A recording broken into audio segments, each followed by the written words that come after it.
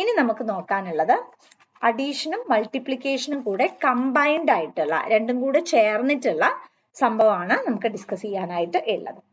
So നമുക്ക് start ചെയ്യാം. Question ഇങ്ങനെയാണ്, എഴുതിക്കോളൂ. A speaks truth in 70% cases and B in 85% cases. In what percentage of cases are they likely to contradict each other in stating the same fact? So the question is like this. A speaks truth in 70% cases. A എന്ന് പറയുന്ന ഒരു വ്യക്തിയുണ്ട്. ആ വ്യക്തി 70% issues അല്ലെങ്കിൽ cases വരുമ്പോഴും അദ്ദേഹം സത്യം തന്നെയാണ് സംസാരിക്കാറായിട്ട് ഉള്ളത്. ഇനി ബിയുടെ കണ്ടീഷനിലേക്ക് നോക്കുകയാണെങ്കിൽ എല്ലാം ഇഷ്യൂസ് ഒക്കെ എടുത്ത് നോക്കുന്ന സമയത്ത് 85% കേസസ് വരുമ്പോഴും അദ്ദേഹം സത്യം തന്നെയാണ് സംസാരിക്കുന്നത്. In what percentage of cases are they likely to contradict each other? അതായത് എ സത്യം പറയുമ്പോൾ ബി കള്ളം പറയുക, ബി സത്യം പറയുമ്പോൾ എ കള്ളം പറയുക. ഇങ്ങനെ കോൺട്രാഡിക്റ്റ് ചെയ്യാനുള്ള സാധ്യത എത്രത്തോളം ഉണ്ട് എന്നുള്ളതാണ് നമ്മളോട് ഇവിടെ ചോദിച്ചിട്ടുള്ളത്. സോ വളരെ സിമ്പിൾ ആയിട്ട് നമ്മൾ പ്രോബബിലിറ്റി ചെയ്യുന്ന സമയത്ത് നിങ്ങൾക്ക് ആ ക്വസ്റ്റ്യൻ വളരെ ക്രിസ്റ്റൽ ക്ലിയർ ആയി മനസ്സിലാക്കിയിട്ടുണ്ടെങ്കിൽ there won't be any issue. So ഇതാണ് ചോദ്യം. എ തങ്ങളുടെ മുമ്പിൽ വരുന്ന കാര്യങ്ങളെ കുറിച്ച് അല്ലെങ്കിൽ എന്തൊക്കെ ഏരിയാസ് അവരോട് ചോദിക്കാറുണ്ടോ അതിൽ 70% എപ്പോഴും സത്യം തന്നെയേ പറയാറുള്ളൂ. ബിയുടെ കേസ് ആണെങ്കിൽ 85% സത്യം തന്നെയാണ് പറയാറുള്ളത്. ഇവർ പരസ്പരം കോൺട്രാഡിക്റ്റ് ചെയ്യാനുള്ള സാധ്യതകൾ എത്രത്തോളമാണ് എന്നുള്ളതാണ് നമ്മളോട് ഇവിടെ ചോദിച്ചിട്ടുള്ളത്. സോ നമുക്ക് തന്നിരിക്കുന്ന കാര്യങ്ങളെല്ലാം ആദ്യം ഒന്ന് എഴുതാം. പ്രോബബിലിറ്റി ഓഫ് എ എന്ന് പറഞ്ഞാൽ എന്താ ഇവിടെ ഉദ്ദേശിക്കുന്നത്? എ സത്യം പറയാനുള്ള സാധ്യത. കുറെ കാര്യങ്ങൾ നമ്മൾ പോസ്റ്റുലേറ്റ് ചെയ്യുകയാണെങ്കിൽ അവിടെ എ സത്യം പറയാനുള്ള സാധ്യത അത് 70%. 70% പറഞ്ഞാൽ 70/100 ആണ്. ഇനി ബി എന്ന് പറയുന്ന വ്യക്തി, അതായത് ബി സ്പീക്സ് ട്രൂത്ത്. ബി പറയുന്ന വ്യക്തി സത്യം പറയാനുള്ളത് 85%, വിച്ച് ഇസ് 85/100 ആണ്. അപ്പൊ എ എത്രയാണ്? 70/100 ബി എത്രയാണ്? 85/100 വരുന്നത്. ഇനി ഇത് എ സത്യം പറയാനുള്ള ചാൻസ് ആണ്. അപ്പൊ എ സത്യം പറയാത്ത ചാൻസ് എത്രയാ? അതിന് നമ്മൾ എ കോംപ്ലിമെന്റ് എന്ന് പറയും. അതെത്രയാ? മൊത്തം നമുക്കറിയാം 100 ആയിരിക്കും വരുന്നത് അല്ലെ? We add it together. ഇവിടെ നമുക്ക് 70 തന്നിട്ടുണ്ട്. അപ്പൊ 100 - 70 we will get it as 30. So 30/100. Now B സത്യം പറയാനുള്ള chances 85. Again 100 ആണ് together. So when we deduct that, we will get it as 15. So B കള്ളം പറയാനുള്ള ചാൻസ് 15/100 ആണ്. ഇത്രയും ക്ലിയർ ആണോ എല്ലാവർക്കും? Am I clear? Fatima ma'am clear ആണെന്ന് പ്രതീക്ഷിക്കുന്നു. Okay, Nimitha ma'am, Shafi sir, I hope it is clear. Okay, അപ്പൊ ആദ്യം നമ്മൾ എ സത്യം പറയാനുള്ള ചാൻസ് എടുത്തു, എ കള്ളം പറയാനുള്ള ചാൻസ് എടുത്തു, ബി സത്യം പറയാനുള്ള ചാൻസ് എടുത്തു, ബി കള്ളം പറയാനുള്ള ചാൻസ് എടുത്തു. നൗ അവർ കോൺട്രാഡിക്റ്റ് ചെയ്യുന്ന ചാൻസസ് ആണ് നമ്മളോട് ഇവിടെ ചോദിച്ചിട്ടുള്ളത്. സോ എങ്ങനെ പറയാം? Probability of A speaks truth, B lies, or B speaks truth, A lies. എന്താണ് ഫ്രണ്ട്സ് ഇവിടെ ഉദ്ദേശിച്ചത്? അതായത് എ പറയുന്ന വ്യക്തി സത്യം പറയുന്നു, കോൺട്രാഡിക്റ്റ് ആണ് അല്ലെ? അപ്പൊ ഒരാൾ ഒരു കാര്യം ചെയ്യുമ്പോൾ അതിന്റെ നേരെ റിവേഴ്സ് ആയിരിക്കും മറ്റേ ആള് ചെയ്യാം. സി A സത്യം പറയുന്നു. At that particular time, B കള്ളം പറയുന്നു. B സത്യം പറയുന്നു. At that particular time, A കള്ളം പറയുന്നു. അപ്പൊ നമുക്ക് ഇതിനെ എങ്ങനെ എഴുതാനായിട്ട് സാധിക്കും? ഇവിടെ നമ്മൾ എഴുതുന്നത് എങ്ങനെയാ വെച്ചാല് probability of A speaks truth. A speaks truth നെ നമ്മൾ എങ്ങനെ എഴുതാം?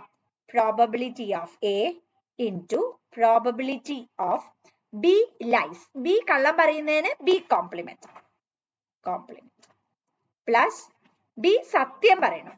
That is probability of B into probability of A കള്ളം പറയുന്നു. A complement. Till this is it clear?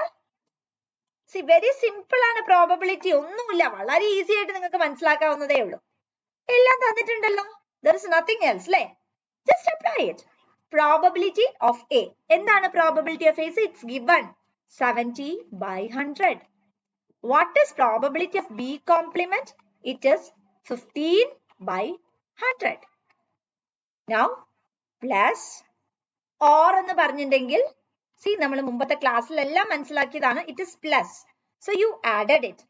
Plus probability of B. Probability of B is 85 by 100 into A complement 30 by 100.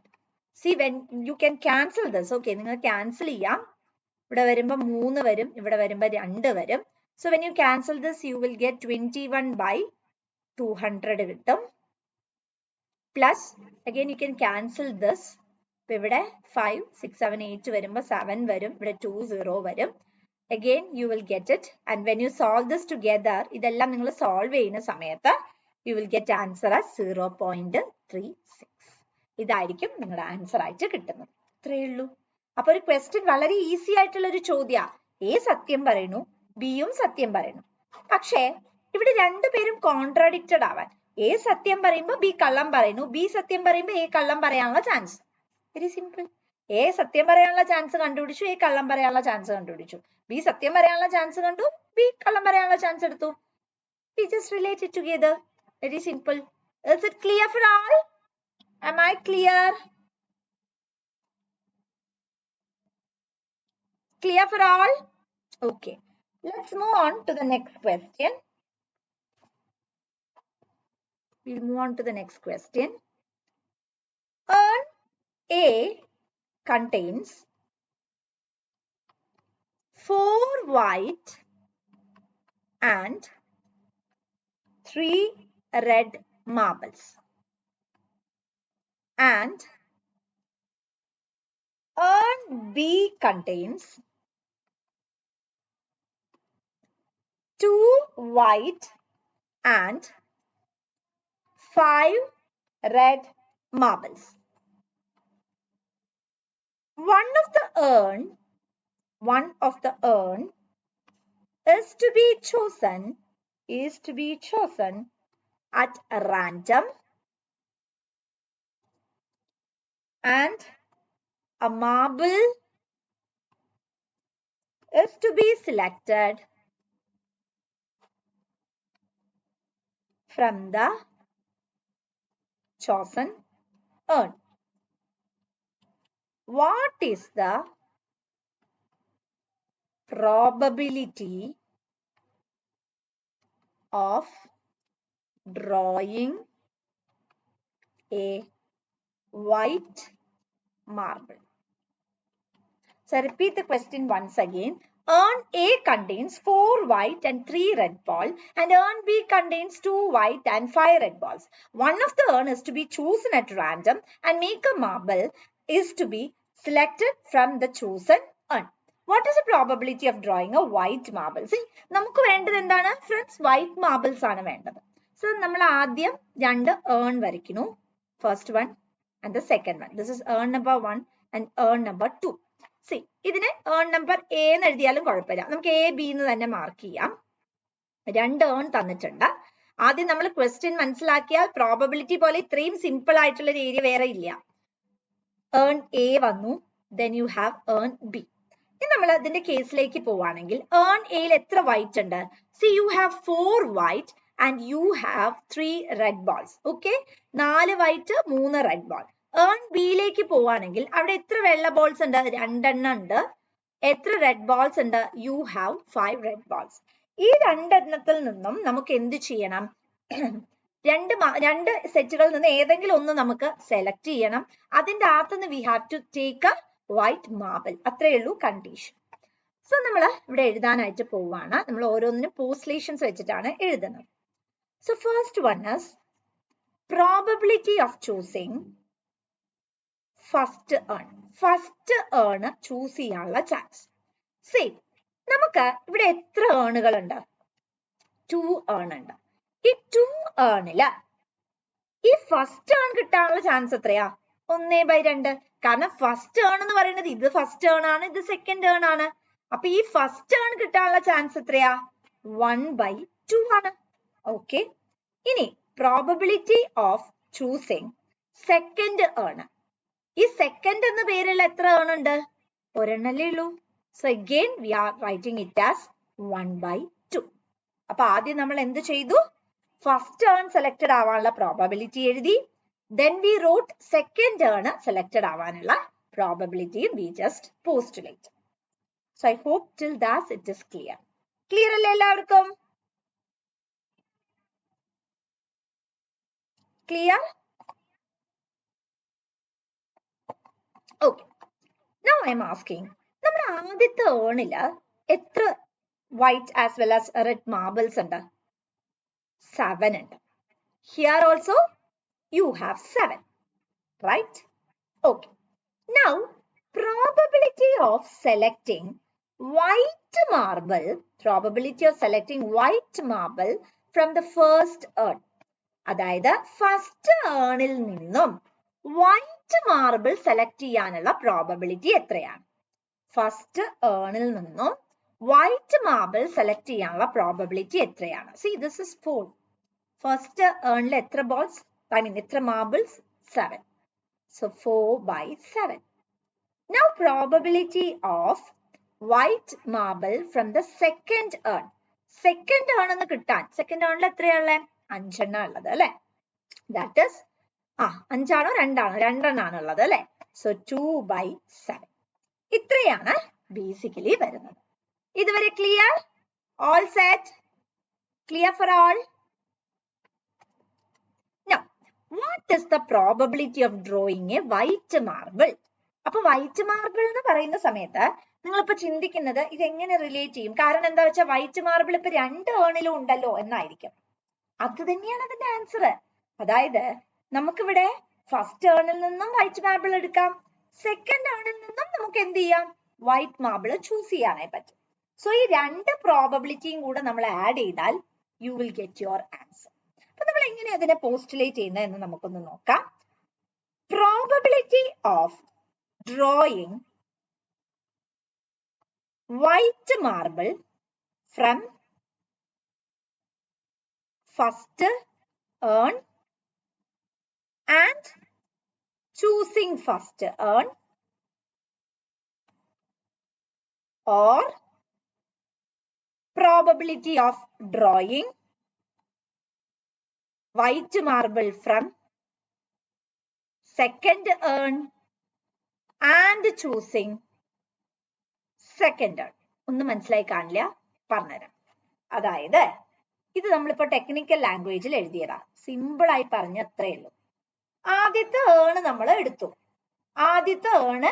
എടുത്തു. അപ്പൊ അതിന്റെ probability എത്രയാ? അതിന്റെ പ്രോബബിലിറ്റി 1/2 ആണ്. ആണേ ആദ്യത്തെ ഏണ്. ഇനി അതില് വെള്ള മാർബിൾ കിട്ടാനുള്ള പ്രോബബിലിറ്റി അതെത്രയാ? 4/7 പ്ലസ് രണ്ടാമത്തെ ഏണ് സെലക്ട് ചെയ്യാനുള്ള പ്രോബബിലിറ്റി എത്രയാ? 1/2. അതിന്റെ അകത്ത് വൈറ്റ് മാർബിൾ കിട്ടാനുള്ള ചാൻസ് എത്രയാ? 2/7. ഇത്രേ ഉള്ളൂ സംഭവം. അതായത് ഒന്നാമത്തെ ഏൺ സെലക്ട് ചെയ്യുന്നു, അതിന്ന് ഒന്നാമത്തെ മാർബിൾ എടുക്കുന്നു. രണ്ടാമത്തെ ഏൺ സെലക്ട് ചെയ്യുന്നു, അതിന്റെ അകത്ത് രണ്ടാമത്തെ മാർബിൾ എടുക്കുന്നു. Simple. So when you solve this 4/14 plus you will get, ഇതിപ്പോ നമുക്ക് സെയിം ആക്കാൻ വേണ്ടി ക്യാൻസൽ ചെയ്യണ്ട, 2/14 and you will get 6/14 വെട്ടി ചെറുതാക്കുമ്പോൾ 3/7 and you can solve this 0.42 something വരും and that would be your answer. Clear ആണോ? Am I clear? Am I clear? Clear for all? Is there any doubt? എന്തെങ്കിലും doubt ഉണ്ടെങ്കിൽ you can ask me, no problem. Clear? All set? Okay. See, probability എന്ന് വലിയ രീതിയിലൊന്നും നിങ്ങൾക്ക് ചോദ്യങ്ങൾ ചോദിക്കില്ല. Limited ആയിട്ടുള്ള ക്വസ്റ്റ്യൻസ്. കാരണം നമ്മളെ നെറ്റിന്റെ എക്സാംസ് ഒക്കെ വരുന്ന സമയത്ത് കുറച്ചുകൂടി ഒരു ലിമിറ്റഡ് ബേസിസിൽ മാത്രമേ നിങ്ങളോട് ഇതിന്റെ അല്ലെങ്കിൽ ഈ ഒരു മേഖലയിൽ നിന്ന് ചോദ്യങ്ങൾ ചോദിക്കുള്ളൂ. അപ്പൊ അതുകൊണ്ട് വലിയൊരു ഫോർമേറ്റീവ് ആയിട്ടുള്ള ക്വസ്റ്റ്യൻസ് ഒന്നും പ്രതീക്ഷിക്കേണ്ട. ഓക്കെ.